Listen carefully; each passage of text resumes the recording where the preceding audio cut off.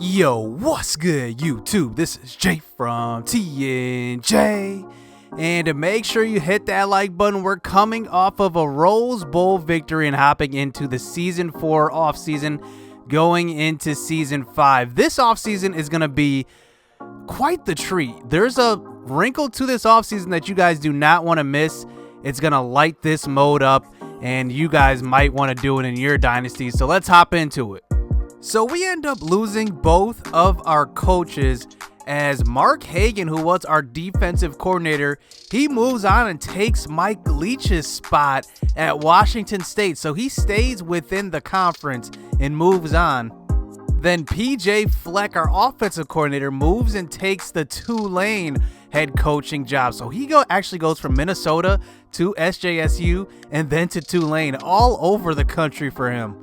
Now, just looking at other coaching changes, Paul Chryst is out at Wisconsin. He gets fired after another 0-2 season in the Bulls, and they actually hired the head coach from Southern Miss, Lance Leopold.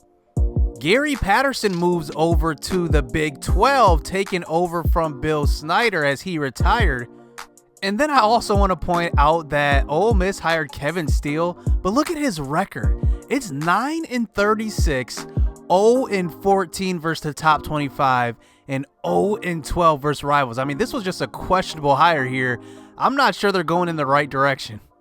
So our new offensive coordinator, Rick Stockstill, got fired from Middle Tennessee State as the head coach, and he's coming over with the Florida State playbook. So let's actually see. Is it the Florida State? So no, it's the Mid-Tennessee State playbook. So we're going to actually run the air raid this season. We always like to inherit the playbook that comes from the offensive coordinator. Then Tosh Lapoy is going to be our new defensive coordinator. He was the head coach over at Cal, and we actually didn't even face Cal. I think the last 2 years we haven't even faced him once, but he got fired and he's coming over to be our D coordinator. So surprisingly, nobody transfers, and that's a good sign because I actually thought that a couple of cornerbacks would have transferred, but they stayed put. You just look at our team and who's graduating here. Our best player graduating is our backup quarterback, Matt McDonald, at 90 overall. But we are losing our punter/kicker. We're losing Dante Bull, who's going to be huge. That's a huge loss. Another back-to-back years of right end, a senior right end, leaving us. Isaac Tagia, that's a big blow as well. Trey White, Ali Matau, and Jamie Navarro all graduate. So we did not have any guys going pro, but one thing I did look at is just other teams, and one surprised me here. Trevor Lawrence goes in the 7th round, and I did start this dynasty probably before he was at his peak, but he finished as a senior, 94 overall. And we don't get any transfer requests. I'm actually pretty surprised at this, to not see anybody transfer to our school. But usually, I guess when you're a smaller school with a lower prestige, you do get more of the transfers from the bigger schools. And now that we're probably going to be 5-star prestige going into this season now, we probably don't get those guys anymore. So right now we have a top 30 recruiting class, and it's highlighted by a lot of good incoming freshmen that are likely to get redshirted, but they are a part of the future for sure. I think the one guy that might not get redshirted is Champagne Green. We are just missing a playmaker at the receiver position who can stretch the field, and we just haven't had that. Within the last year, we haven't had that at least. And I think Champagne Green is one of the likely candidates to just stay non-redshirted. But just looking at all of our recruits here, I mean, we have a pretty good class. TC Baker's coming in as a defensive tackle. I really like him. He might get redshirted though, but Spencer Davis is a good route runner. I really like him. Daniel Young is coming in as a strong safety. So we have a strong recruiting class here. And then, of course, we get our kicker. So we decide to add some guys to our list here to put points on. And I stumble across Kelvin Jenkins out of San Leandro, California, 67 ranked quarterback in the nation. And he's a pure pocket passer, but I've never seen anybody, go up plus 10 as a diamond, as a gem, and that is just incredible. As you can just see his attributes here, 85 throw power, 83 accuracy.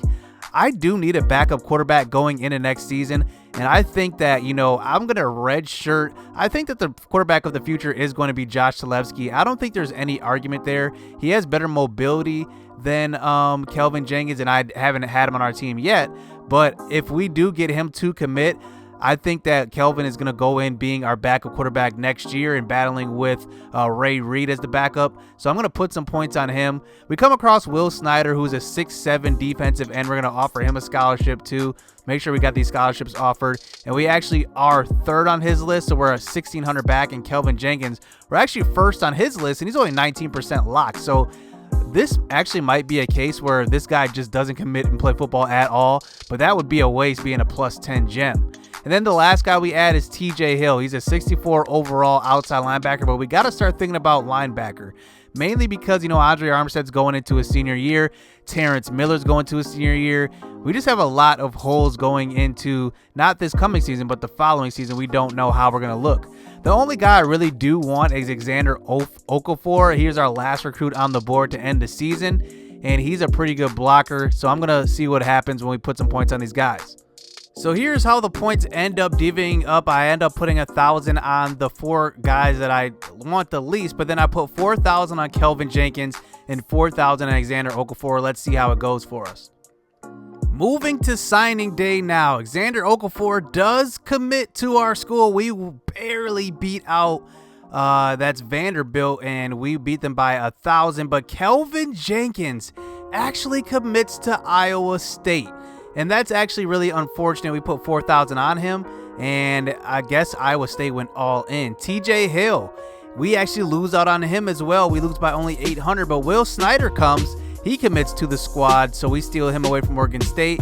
And then Jarrett Kennedy ends up committing as well, so we get those 2 guys, and Reggie Bell commits to UMass.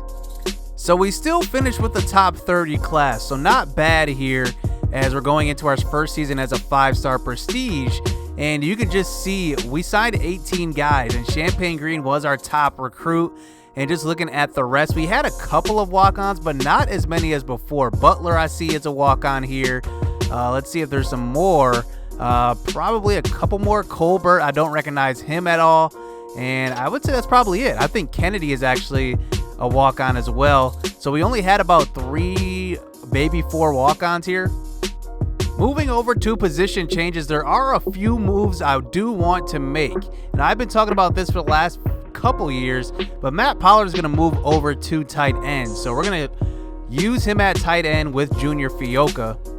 And then I lose 1 receiver over to tight end, and I'm going to gain another. Sammy Baldwin is going to move to the offensive side of the ball. So he's going to line up at receiver, as he is one of the guys we recruited last year. After training, dramatic improvements for a lot of guys. Drayvon Jennings goes up +5 overall. He goes up +1 in throw power and +4 in throw accuracy. Jay Taylor and Denzel Knox both go up. Now Jay Taylor's a 99 elusiveness, and Denzel Knox is at 87 trucking and at 84 break tackle as well. Moving over to receiver, now it's a different look without Matt Pollard here, but you can just see Jamal Taylor goes up to 98 speed in the offseason. So, wow, he's going to be a burner. Hopefully he breaks out during his senior campaign and maybe even boosts his stock as far as the draft goes. And then Sammy Baldwin, who we moved over to wide receiver. Let's just look at his attributes here. He's got 73 catching, not the greatest, but he runs pretty good routes, 81, and I think I'm going to use him a lot in those 4 wide receiver sets. I'm excited for what he can do. Having dual tight ends will help Matt Pollard and Junior Fioka, and Junior Fioka is actually going to be probably getting the short end of the stick here because Matt Pollard is just a better route runner, and he's going to create mismatches versus linebackers, especially with this new offense we're running with the run and shoot. Terrence Miller has a really good offseason going into his senior year. He goes up to 89 hit power, 88 power moves, 80 finesse moves, and 92 block shedding with 84 pursuit. Andre Armstead has a decent offseason, +4. I mean, not horrible, but he doesn't really improve that much. But he does go up to 93 block shedding, and his pursuit is still in the 70s. I'm actually surprised it's that low, but I'm excited for his senior season as well. Hayoli Managa is going to be the starter at middle linebacker. He's going to be that second middle linebacker, probably next to Michael Cummings. He goes up +5 overall. This was a big offseason for him going into his redshirt freshman season. Just looking at his stats, or his attributes here: 72 block shedding, 79 pursuit. He's got okay zone cover, 69, not the greatest. Michael Cummings is going to definitely have to make up for that there. At cornerback, Andrew Jordan, coming off that 6 interception season, he goes up to 94 man, 90 zone. You can just see Parker Gass goes up to 92 zone. Hopefully he can have a good season. And then actually JoJo Forrest has a good improvement as well, going up to 87 man, 85 zone as well. And then Josh Hemphill goes up to 85 man and 87 zone. I'm not sure if anybody had a better offseason than James Will Smith, though. He goes up to 91 speed. He's already at 99 awareness, 94 acceleration. And, I mean, just look at him all around. Play recognition goes up +8. And his man and zone both go up +5. So he's in the middle of 80s in these two categories of press and zone. And I think he's primed for another All-American campaign. So the wrinkle in the offseason I talked about in the beginning comes at cut days. And we cut the roster size down to 67. And you see we have them sorted from best overall to worst. And we're going to go through a survival mode type of cut. So this means we're going to run our players through a random generator. We're going to list them 1 through 67. And they're sorted. And we're going to cut 4 guys, running it 5 times. We get to save 1, but 4 guys are getting cut no matter what. So if we land on number 67 and 66, we're going to either cut Kasiri Robinson or Drayvon Jennings. We can only save 1 of them. So let's get into it. So here is what the generator is going to look like. So let's just show you what it's going to look like when we run it. You can see it's just going up and down, picking a random number 1 through 67. So let's start here. So we're going to cut 4 guys and save 1. We're going to roll it 5 times, but we get to save 1 of these players. First roll is 52. Second roll is 59. Third roll is 56, 28. And the last roll is 46. So 52 lands us on Jamal Taylor, who just had one of the best off seasons on our team, as he's at 98 speed as a senior. 59 puts us on our freshman kicker, who we've been waiting on to get. So wow. And then 56 puts us on our star of our defense, probably coming into this season, Michael Cummings. Him and James Will Smith, we're going to have a great season. This is a tough decision. 28 lands us on Ricky Langford. This is actually less of a blow than the other 3. But then we find out that number 46 is Parker Gass, our slot cornerback, our nickel corner. So wow, we got to choose from these 5 guys. We get to save 1 of them. And I think I'm leaning towards saving Michael Cummings because, I mean, if you think about it, you know, our defense isn't the same without a good linebacker. And I think that, you know, missing Michael Cummings is going to be tough. But we have to choose. If I had to choose a top 3 to save right now, it'd probably be between Steve Brown, because we need a kicker so bad, because, you know, a lot of these long field goals we're going to have to make. And being in these close games, we're going to have to hit these field goals. Jamal Taylor and Michael Cummings, I think it's between those 3, because cornerbacks are replaceable unless it's Andrew Jordan. That's the only guy that I would be absolutely shook about.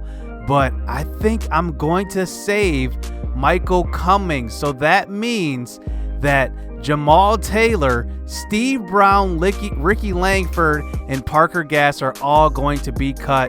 So let's do that now.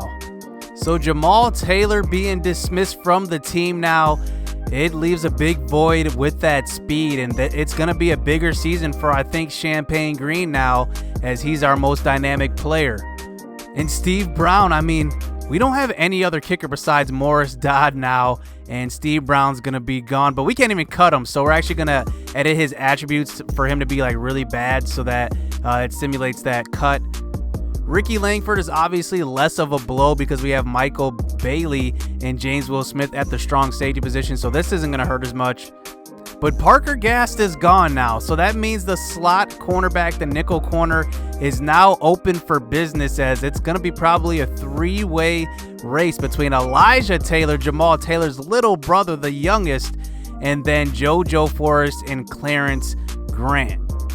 So geographically, the Mountain West Conference seems like the only conference that can really get teams moved into the Pac-12. So that's what we're going to do. We're going to actually demote the Cal Bears because they pretty much won one game last year, and they're just horrible. I mean, they're just really bad in the conference. They're bad for the conference. So let's give us some more competition. We're going to promote San Diego State into the conference. You can just see last season they did pretty well, and they've been all right consistent wise. I mean, 10-4 the year we left. They won the Mountain West Conference, and they went 7-6 last year.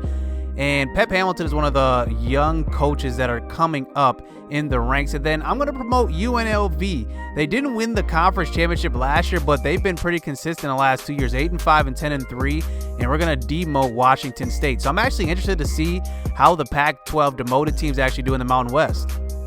So here is how the Pac-12 is going to look now. I didn't decide to move around the rest of the teams. I'm going to leave those the same because I don't know who's going to pop each year. But right now, this is what it's going to look like in the Pac-12. Going into next season, our schedule is going to be tough. And this is the reason why. We're going for one reason and one reason only, to go to that national championship. Starting out with Colorado at home in a conference game to open it up. Then we get the Rose Bowl rematch as we go to Iowa and play them on the road. But then it gets really tough. Virginia Tech, who is in the national championship, we play them at home. They do come to our home turf, but then it gets real. Auburn, the national champions, will host us, and that's going to be an epic game there on the road. If we can beat Virginia Tech and Auburn, I mean, that's a big boost to our preseason ranking. As you can see, we're not even preseason ranked. That's pretty surprising. So then we go to play versus USC and Oregon State back-to-back, Oregon right after that, and then UCLA. Then we finally get our bye and then finish up the season with Texas A&M being our last non-conference game. They're ranked at number 21 in the nation, and then we finish the season at Arizona State and at UNLV. I believe we actually have more road games. Let's see how many home games we have. We have 5 home games and 7 away games. We're going to make that 6-6, and we're going to switch this Texas A&M to a home game. So now it's even at 6-6 apiece. So that's going to do it for the offseason. Let me know what you guys thought of the new wrinkle we added, cutting 4 guys and saving 1. I actually really like that. We had to end up cutting some really good players. Our first recruit as a kicker, we had to end up cutting him, so we're still stuck at kicker. And then we cut our fastest guy on the team in Jamal Taylor. He is dismissed from the team as well. So hit subscribe, hit that like button. Stay tuned. Season 5 coming at you. Let's get it. Let's go.